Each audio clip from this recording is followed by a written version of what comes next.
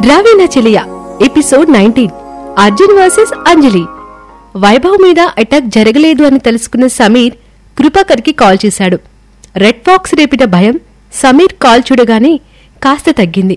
Call lift చేయగానే సమీర్ గొంతు గంభీరంగా ఆరుస్తూ, వైభవ్ మీద ఎందుకు అటాక్ జరిపించలేదు? వాడిని అటాక్లో చంపేమని చెప్పాను కదా అని ఆవేశంగా అరిచాడు. కృపాకర్ మాటకి సిటీనే వణికిపోతుంది.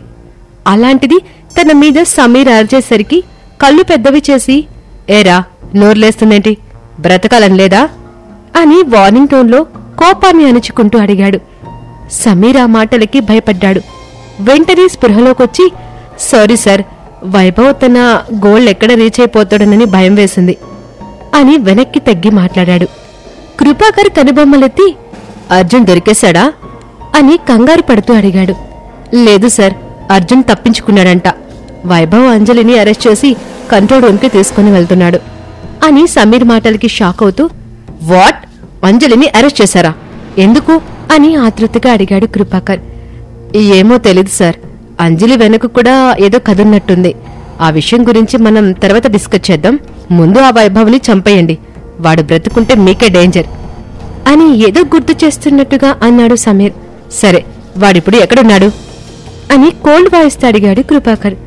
కంట్రోల్ రూమ్కి వెళ్తే దారిలో అని సమీర్ చెప్పగానే సరే అని కృపాకర్ కాల్ కట్ చేసి ఎవరికో మెసేజ్ చేశాడు.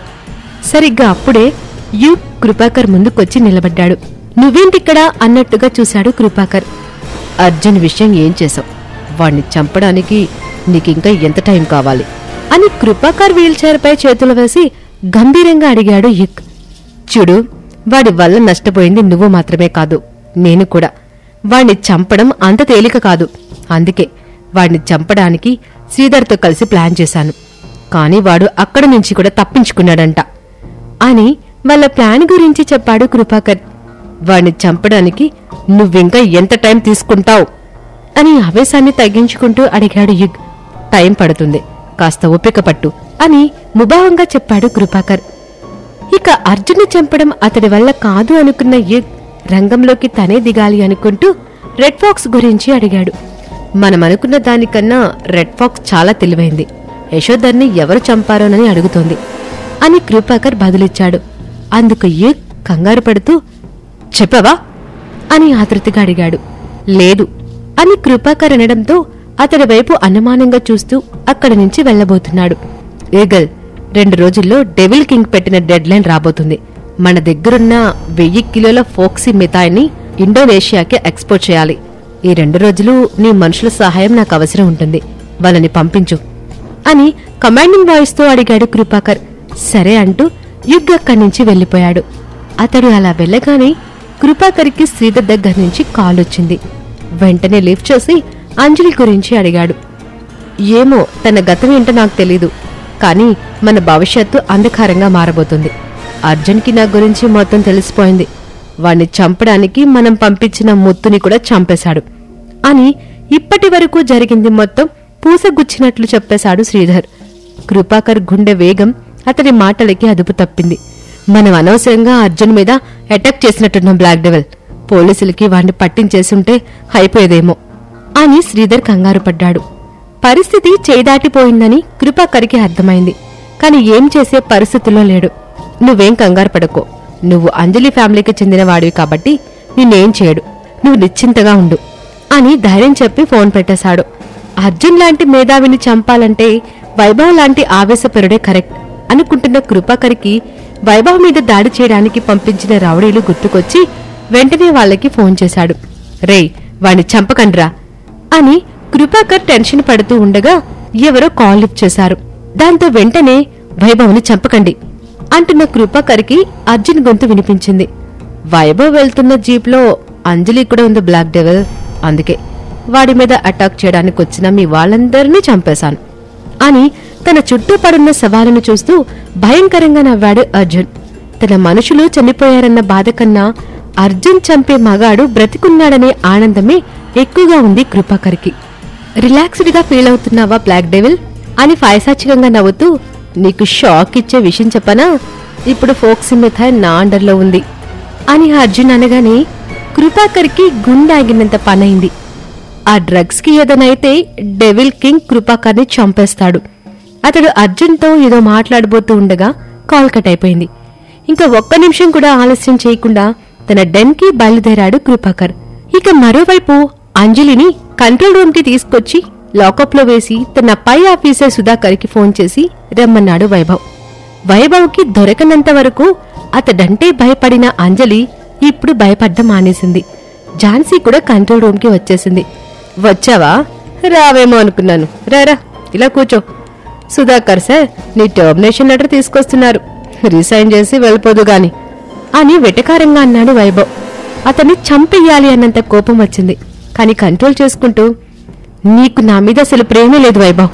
ఇదేనా 2 ఏళ్ల మన రిలేషన్షిప్ లో నువ్వు నన్ను అర్థం చేసుకున్నది అని గంభీరంగా అడిగింది ఝాన్సీ. సరిగ్గా అప్పుడే సమీర్ కంట్రోల్ రూమ్ లో అడుగుపెట్టి ఝాన్సీ మాటలు విన్నాడు. వాళ్ళిద్దరూ రిలేషన్షిప్ లో ఉన్నట్టు సమీర్ కి రీసెంట్ గానే తెలిసింది. అప్పటినుండే వైభవ్ని చంపాలని, ఝాన్సీ జాబ్ పోయేలా చేయాలని ఆలోచిస్తున్నాడు. నీకు ముందే చెప్పాను ఝాన్సీ, ముందు నాకు డ్యూటీ తర్వాత నువ్వని అని వైభవ్ గంభీరంగా చెప్తూ ఉండగా సుధాకర్ లోపలికొచ్చాడు. అతన్ని చూడగానే దగ్గరికి పరిగెత్తుకుంటూ వెళ్లి, సార్, నేను చెప్పిన దొంగలు రాని తనే 100కి పైగా దొంగతనాలు చేసింది. మీరు అనండి సార్, 3rd డిగ్రీ యూజ్ చేసి నిజాల్ని కక్కిస్తాను అని ఆవేశంగా అన్నాడు వైభవ్. సుధాకర్ ఏమీ మాట్లాడకుండా అంజలి ఉన్న లాకప్ దగ్గరికి వెళ్లి లాకప్ ఓపెన్ చేశాడు. అంజలి నెమ్మదిగా బయటకొచ్చింది. సార్, దాన్నెందుకు సార్ బయటకు తీసుకొస్తున్నారు అని అడుగుతున్న వైభవ్ వైపు కోపంగా చూసి, ఇంకొక మాట తన గురించి తప్పుగా మాట్లాడితే నిన్ను ఎన్కౌంటర్ చేసేస్తాను అని సుధాకర్ గన్ గురి పెడుతూ చెప్పేసరికి వైభవ్తో పాటు ఝాన్సీ కూడా షాక్ అయింది. అసలు తనెవరనుకుంటున్నారు? అర్జున్ని రెడ్ హ్యాండెడ్ గా పట్టుకోవడానికి సిబిఐ టీం ఏర్పాటు చేసిన ఏజెంట్రా అంటున్న సుధాకర్ మాటలకి షాక్ అయ్యారు అక్కడ ఉన్న వాళ్ళందరూ. తన మీద ఎవరికీ అనుమానం రాకుండా ఉండడానికి సువర్పురంలో దొంగగా మారింది. ఆ దొంగలకి అర్జున్కి ఏవో సంబంధాలున్నాయని ఇంటెలిజెంట్ రిపోర్ట్స్ వచ్చింది. అందుకే వాళ్ళలో కలిసిపోయి ఆ ముఠాకి రానయ్యింది అని అంజలి గత జీవితం గురించి సుధాకర్ చెప్పేశాడు. నిజం తెలుసుకున్న వైభవ్కి అంజలి మారు వేషంలో ఉన్న పోలీస్ ఆఫీసులా కనబడింది.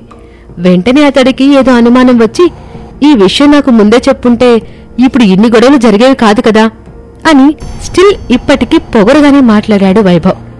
అదే నీకు తనకి ఉన్న తేడా. తన ప్రాణాల మీదకొచ్చిన రా ఏజెంట్స్ తను ఎవరో చెప్పారు.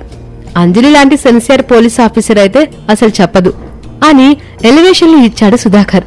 తన గురించి తెలిసిపోతుందనేనా ఇన్ని రోజులు అంజలి నాకు భయపడింది అని మనసులో అనుకుంటూ, నువ్విన్ని రోజులు అర్జున్తో కలుసున్నావు కదా, వాడి గురించి ఏం తెలుసుకున్నావు? వాణ్ణి ఎందుకు అరెస్ట్ చేయలేదు అని నిలదీశాడు వైభవ్. అర్జున్ గతమేంటో తెలుసుకోవాలి అనుకున్నాను. అలాగే తను ప్రస్తుతం ఏ ఇల్లీగల్ యాక్టివిటీస్ చేస్తున్నాడో తెలుసుకోవాలనుకున్నాను. కాని నువ్వొచ్చి మొత్తం నాశనం చేశావు అని వైభవ్ మీద ఫైర్ అయింది అంజలి. సమీర్ అక్కడ జరిగింది మొత్తం కృపాకర్కి మెసేజ్ల రూపంలో పంపిస్తున్నాడు. అర్జున్ పారిపోతుంటే పక్క నుండి ఎందుకు అడ్డుకోలేదు అని కోపంగా అడిగాడు వైభవ్. వాళ్ళిద్దరినీ చూస్తుంటే గొడవ పడేలా ఉండడంతో సుధాకర్ టాపిక్ డైవర్ట్ చేస్తూ, గాయస్, మన దగ్గర ఎక్కువ టైం లేదు. ఇంకో 2 రోజుల్లో 1000 కిలోల ఫోక్సిమెథైన్ అక్రమ రవాణా జరగబోతుందని ఇంటెలిజెన్స్ నుంచి రిపోర్ట్స్ వచ్చింది. త్వరగా అర్జున్ని పట్టుకుని దాన్ని ఆపాలి అని ఆవేశంగా చెప్పాడు సుధాకర్. 24 గంటల్లోపు అర్జున్ని నేను పట్టుకుంటాను అని అంజలి అనగానే ఝాన్సీ షాక్ అయ్యింది. నాకు నీ మీద నమ్మకం ఉంది అంజలి, నువ్వే అర్జున్ని పట్టుకోవాలి అని నిస్సహాయంగా అడిగాడు సుధాకర్. అతడి మాటలకి వైభవ్కి కోపం వచ్చి అక్కడి నుంచి ఆవేశంగా వెళ్లిపోయాడు. ఝాన్సీ, అంజలికి హెల్ప్ చేయి అని చెప్పి సుధాకర్ వెళ్లిపోయాడు. అతడి మాటల్ని బట్టి తన గురించి వైభవ్ సుధాకర్కి ఏమీ చెప్పలేదని అర్థం చేసుకుంది ఝాన్సీ. అందరూ వెళ్లగానే అంజలి చేపట్టుకుని లాకప్లోకి కోపంగా తీసుకెళ్లింది ఝాన్సీ. వాళ్ళేం మాట్లాడుకుంటున్నారో వినడానికి సమీర్ కూడా వాళ్ళ వెనకాలే వెళ్లాడు. ఏం చేస్తున్నావు అంజలి నువ్వు? ఇన్ని రోజులు అర్జున్తో ఉండి తన గురించి ఇదేనా నువ్వు అర్థం చేసుకున్నది అని ఝాన్సీ ఆవేశంగా అడిగింది. అర్జున్ గ్యాంగ్స్టర్ అని తనే ఒప్పుకున్నాడు, నువ్వెలా కాదంటావు అని పొగరుగా అడిగింది అంజలి. అర్జున్ గ్యాంగ్స్టర్ అని నాకు తెలియదు అనుకుంటున్నావా అని గంభీరంగా అరిచి, పోలీస్ డిపార్ట్మెంట్ ని డైవర్ట్ చేయడానికే నేను అర్జున్ గ్యాంగ్స్టర్ కాదు అని వాదిస్తున్నా అని ఆవేశంగా అంది ఝాన్సీ. తెలిసి కూడా అర్జున్కి ఎందుకు హెల్ప్ చేస్తున్నావు అని ఆశ్చర్యపోతూనే అనుమానంగా అడిగింది అంజలి. సరిగ్గా అప్పుడే ఆకాష్ అంజలి కోసం కంట్రోల్ రూంలో అడుగుపెట్టాడు. అంజలి రా ఏజెంట్ అని అర్జున్ కి తెలుసా? అంజలి వర్సెస్ అర్జున్ ఫేస్ ఆఫ్ ఎలా ఉండబోతుంది తెలియాలంటే నెక్స్ట్ ఎపిసోడ్ వినాల్సిందే మరి.